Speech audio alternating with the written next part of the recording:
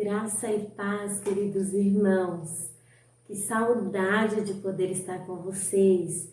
Desejo que a sua casa esteja em paz. E eu quero então dar continuidade aos nossos devocionais na Epístola de Tiago. Quero te convidar, se você ainda não começou a ver e ouvir os nossos devocionais, a estudar Tiago, para você maratonar. Estão todos os devocionais no nosso canal do YouTube. E hoje nós vamos falar sobre maledicência. Bom, quando a gente pensa em pecado, a gente aprende desde criança que existe pecadinho e pecadão. Infelizmente, essas coisas ficam incutidas em nós, né? Na nossa cabeça, no nosso coração. A gente começa a medir os pecados. A única coisa que a Bíblia fala a respeito disso, que é o que eu quero compartilhar agora de primeira mão, assim, é que existe pecado para a morte, né? Então é um pecado que é mais sério, mas mostra porque ele é para a morte. Mas não existe pecadinho, pecadão, pecado é pecado e suas consequências são reais e afastamento de Deus. Quando a gente fala em maledicência, por exemplo, se a gente entrar nessa questão de peso, maledicência é uma coisa pequena, uma coisa pouca, né? Muitas vezes passa desapercebido aí a maledicência. Mas o que a Bíblia diz a respeito disso? Tiago fala com a igreja a respeito da maledicência. Olha o que diz lá em Tiago 4, o 11 e o 12. Irmãos, não falem mal uns dos outros. Quem fala mal contra o seu irmão ou julga o seu irmão, fala contra a lei e julga. Quando você julga a lei, não a está cumprindo, mas está se colocando como um juiz. Há apenas um legislador e juiz, aquele que pode salvar e destruir. Mas quem é você para julgar o seu próximo? Tiago está falando com a igreja, né? Tiago está falando com os crentes, né? Nós somos pecadores, estamos sendo aperfeiçoados. À medida que vamos conhecendo a Cristo, vamos sendo aperfeiçoados. E esse pecado, essas ações, Tiago encontra ver na igreja. E Tiago começa então a aconselhar a igreja sobre a maledicência, né? Então, muitas vezes nós temos o costume de tolerar uns pecados, né? E outros a gente condena, né? Ou a gente usa um pecado para justificar o outro. Eu faço isso, mas eu não faço isso, que é pior. Então, a gente tem essa questão aí dentro de nós. Maledicência é a qualidade de alguém que é maledicente, aquele que fala mal do outro, que difama, que faz comentários maldosos, né? E quando nós difamamos, ou seja, quando nós dizemos algo para manchar a reputação do outro, nós estamos sendo maledicentes. Então, a maledicência, ela é discreta. Muitas vezes ela é disfarçada de correção, de preocupação, sabe aquela coisa assim, vamos orar por tal irmão, porque ele tá assim, a gente acaba difamando o irmão ali na oração. Isso é maledicência. E o que a Bíblia diz? A Bíblia, ela proíbe a maledicência entre os irmãos, entre o povo de Deus. E Tiago começa a falar que quando você fala do seu irmão, você está falando da lei. Ele está dizendo que Deus é a própria lei e ele mesmo proíbe essa atitude.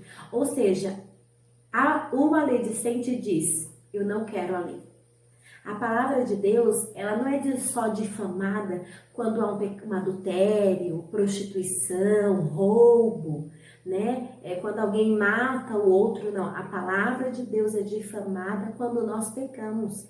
Está inclusa a maledicência. Quando nós desobedecemos a lei, nós estamos concordando com o pecado e discordando com Deus. E nós estamos, então, difamando o nome de Deus, difamando a palavra. Quando nós julgamos, quando nós somos maledicentes, nós também estamos difamando a palavra. Quando nós desobedecemos a lei de Deus, nós não concordamos com Deus. E quando nós deixamos de obedecer essa lei, nós viramos juízes. Nós nos colocamos como juízes, nós ficamos acima, nós ficamos em uma condição meio que especial, uma condição melhor, né? Quando o Tiago fala lá no versículo 12, tu, porém, quem és para que julgues o teu próximo? Ele está falando assim, quem é você? Ele vem com tudo, né? Dá um pontapé assim no nosso peito para a gente acordar. Quem você pensa que você é para você julgar? Quem te colocou nessa posição? Quem é você? Que autoridade, que poder você tem para isso? Né? Então, a gente percebe aqui que a palavra de Deus ela é como um espelho. Né? Quanto mais nós aprendemos da palavra, nós percebemos quem nós somos. Né? Alguém disse que quanto mais perto da luz nós chegamos, mais nós vemos as nossas fragilidades, os nossos pecados, as nossas mazelas. É como uma roupa preta, sabe? O tecido preto. Você tá no escuro e ninguém nota nada. Mas quanto mais no claro você chega, você vai notando fios, lãs, pelos, aquelas bolinhas, né? Porque na luz tudo fica perceptível, né? Então, quanto mais nós lemos a palavra que é luz, mais nós conseguimos enxergar quem nós somos. E quanto mais nós enxergamos quão pecadores somos, quão miseráveis somos, menos nós olhamos para o outro. Porque a gente fica tão preocupado em se consertar, tão preocupado em melhorar, tão preocupado em se santificar, que a gente não tem tempo de ficar olhando para o outro. Então, se a gente está tendo muito tempo para olhar para o outro, nós estamos lendo pouco a palavra. Quem lê a palavra tem muita coisa para consertar, muita coisa para fazer. O maledicente, ele só vê as coisas ruins e o objetivo dele é denegrir a imagem do outro, é rebaixar o outro. Aquela pessoa que vive procurando falha, ai, aquele irmão tá ali, mas ó, eu conheço a vida dele, viu?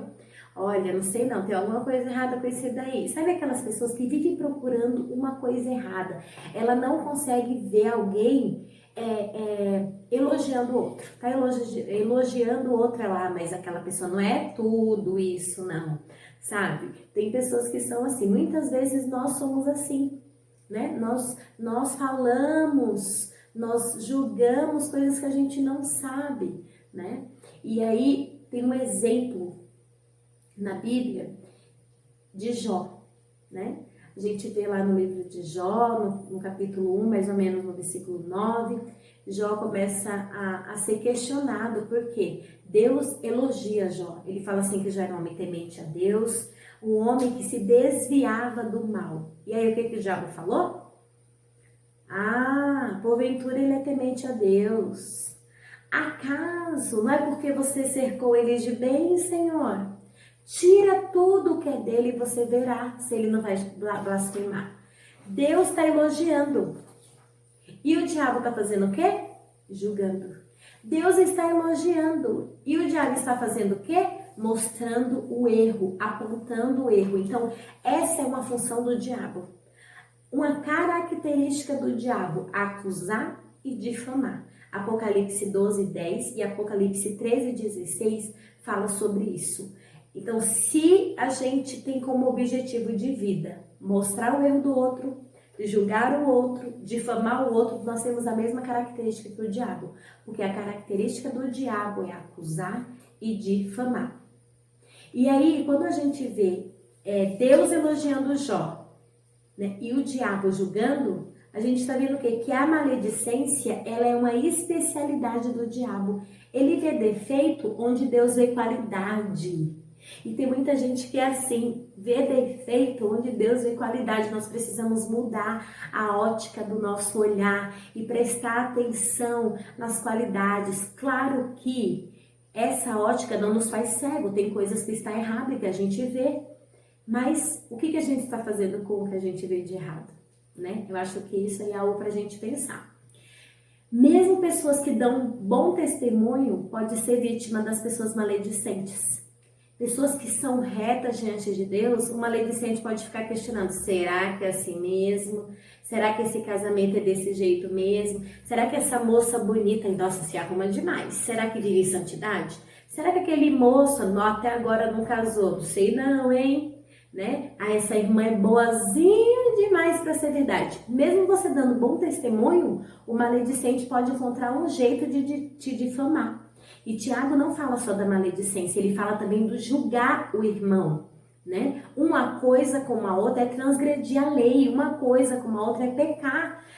Quem fala do irmão, né, está sendo o quê? Usado pelo diabo, está tendo característica do diabo. E quem julga está tomando o lugar de Deus, porque julgar é coisa de Deus.